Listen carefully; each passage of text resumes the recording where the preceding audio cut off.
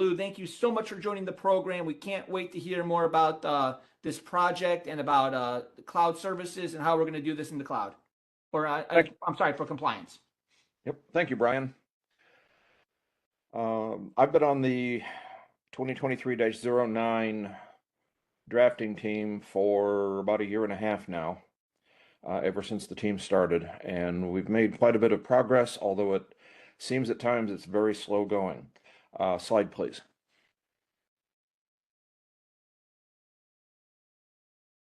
Thank you.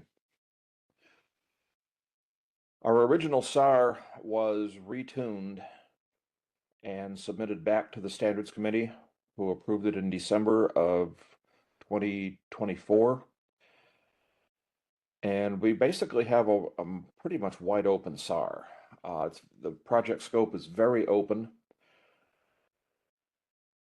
The SAR recognizes that cloud-based solutions are becoming essential. There are many services that are migrating or have migrated their functionality to the cloud.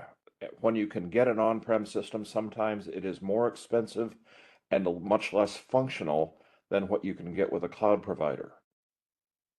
And the only reason our electric utilities are being held back from using those less expensive, better services is the way the standards are written today. So if you are interested in further details, go ahead and read the SAR. I have included a link to it at the end of the slide deck. Next, please. Okay, so the CIP standards are not the same as other standards and frameworks. We have to be cognizant of that. The NIST cybersecurity framework, 800-53, the standards that are used for FISMA compliance, and other independent standards such as IEC 62443, all set a high bar. They want you to try to aspire to the highest level possible of security. We have to take a different approach with the CIP standards. With the CIP standards, we are setting a baseline below which you are not permitted to go without potentially incurring financial penalties. So there's a huge performance gap between the CIP standards and these other frameworks. We know that, we see that, and that's the reason for it. These are the CIP standards are the only mandatory and enforceable standards that incur a financial penalty or may incur a financial penalty if you don't comply with those standards. So if you slip below into the red area of unacceptable performance, that is the job of NERC and the regions to make an entity move up the performance curve. So we have to get you back into the green area. That's our job, to make sure you don't fall below.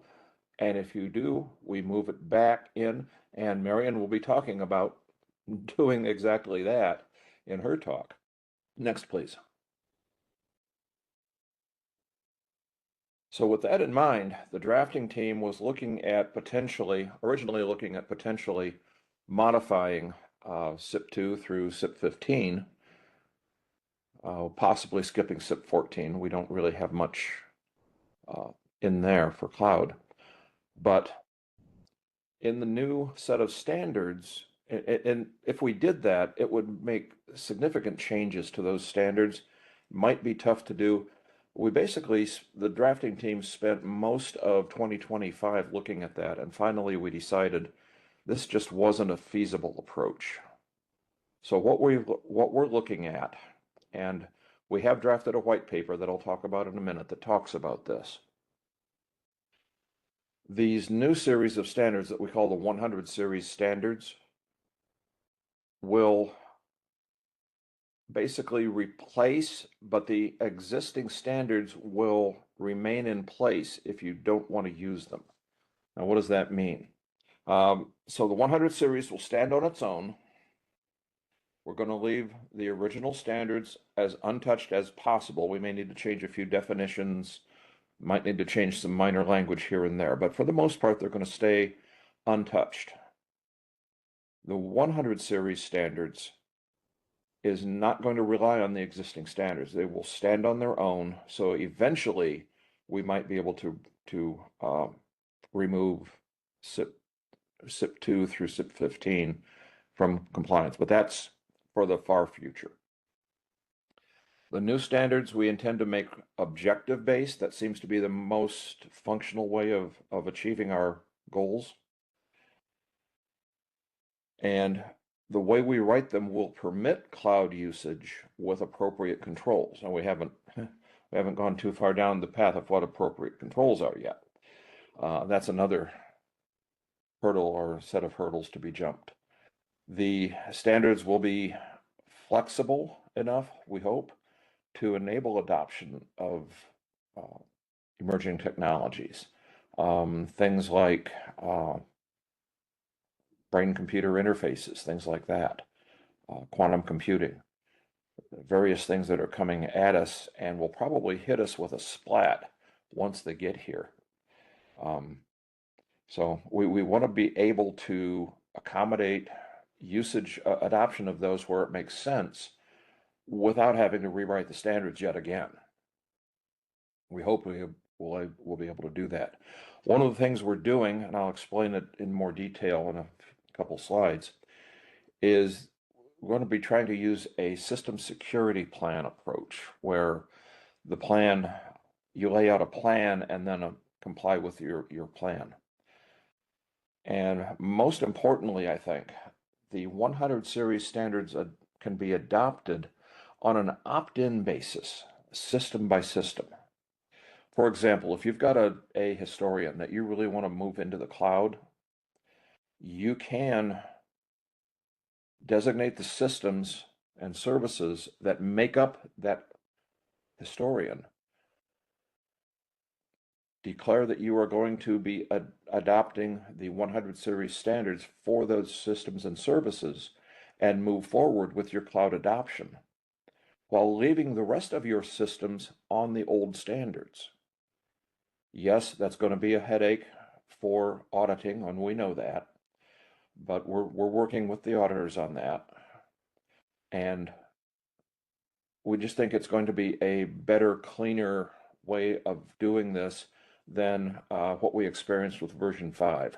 Those of you who were around for the version 5 transition, remember it was pretty painful.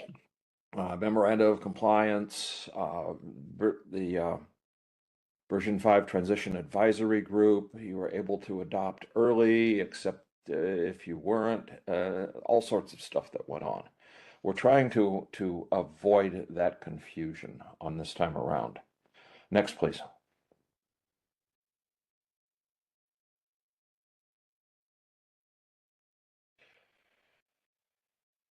The system security plan approach, we're hoping to make the SIP requirements talk about objectives or what you're to accomplish. Your system security plan will say how you're going to accomplish them. And compliance evidence then will demonstrate that you have executed your system security plan. Again, this is very high level. We have not fleshed this out yet, but we think it's going to be a usable approach that we can work with and move forward into this new realm of broadening the scope of the SIP standards. Next, please.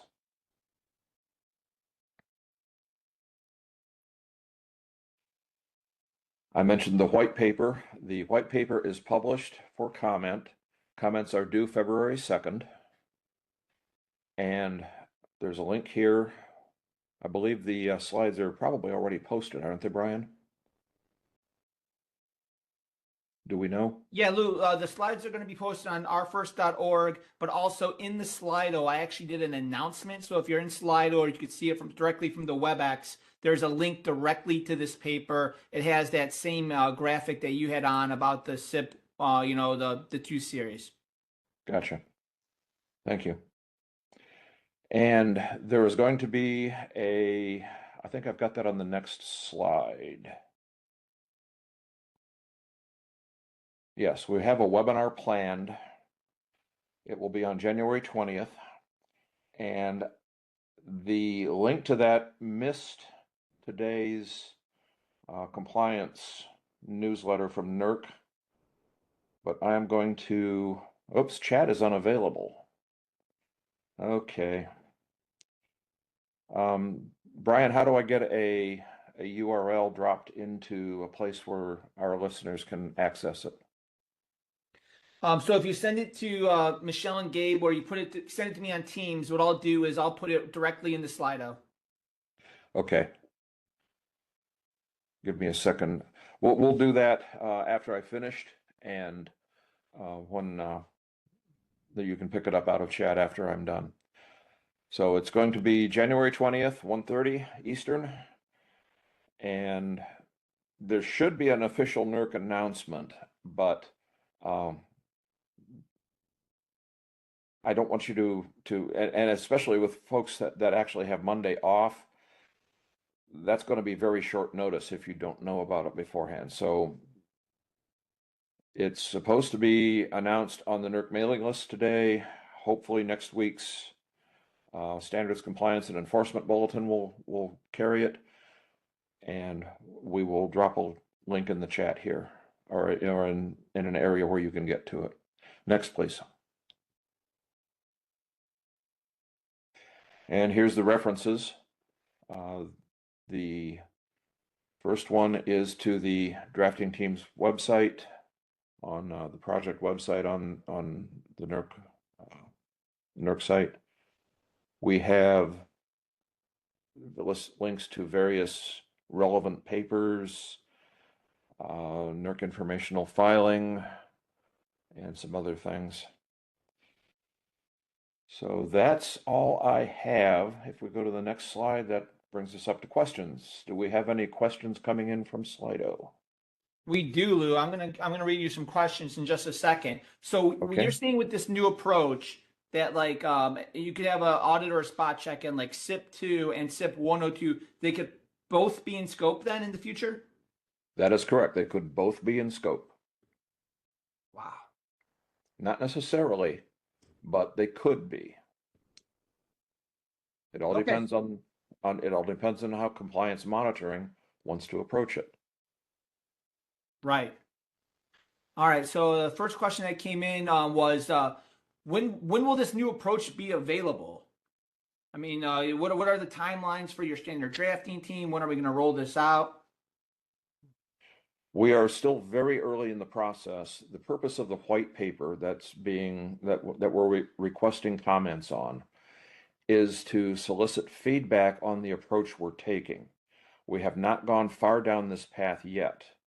That's scheduled for the remainder of this year. We have a face-to-face meeting with the team in late February. And the last time we had a face-to-face meeting, we made a lot of progress, a lot more than we can do on a WebEx. So with that, we're hoping to get some framework established, and then move forward with actually developing standards that you can look at and give us feedback on. So there is no firm time frame yet for that, unfortunately. We just don't want it to take 8 years. We can't afford to go 8 years, or 6, or 4. We have to do this fairly quickly. We know the industry's in a crunch.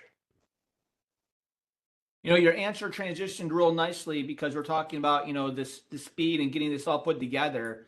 One of the questions was, how can I get involved in this major transition, outside of just the comment period? So you mentioned the comment period, but if you want to get involved, if you want to have some input, where do you start? Start by dialing into our drafting team calls. They're published on the NERC website. Okay, very good. Lou, I don't want to answer any questions for you. I think it's probably too early to tell. We had a question coming from the audience about, will any of these new SIP standards have the abeyance built in?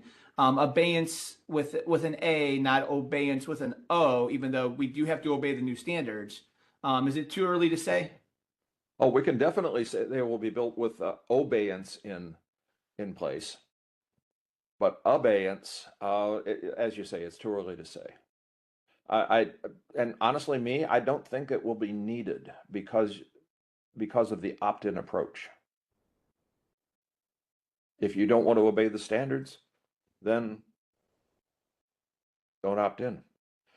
Now, having said that, there may be a transition, or not a transition, but a testing phase where we select certain entities to move forward with trying to implement these standards to make sure they will work in the real world. So that's a possibility. If you want to participate in that, I suggest you monitor the drafting team's calls. Again, those will be posted on the NERC website. I don't think we have any scheduled at the moment because of the white paper being published, but that will be certainly picking back up in February. Lew, my job's easy today because these questions come in and I feel like the transitions are seamless. You just talked about, the approach to this.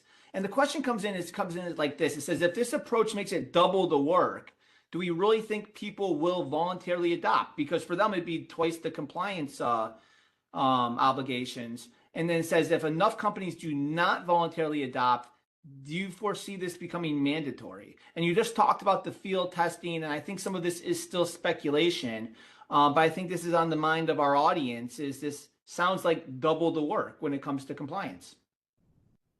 We're going to try to make it as similar to the existing standards as we can. We just have to broaden the language. Right now, the present standards, as I'm sure you know, are device-based.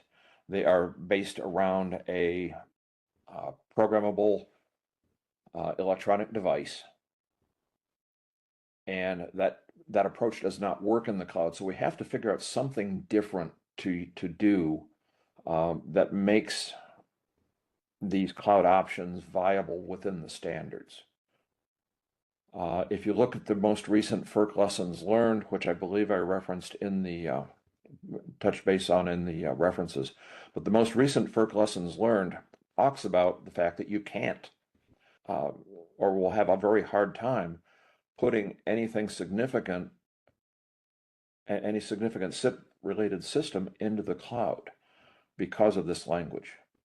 You can't have a physical security perimeter around, let's say, Amazon US East 1, because first of all, you're not even sure that you're going to be in US East 1 necessarily, because you might be able to fail over to US East 2 or something else.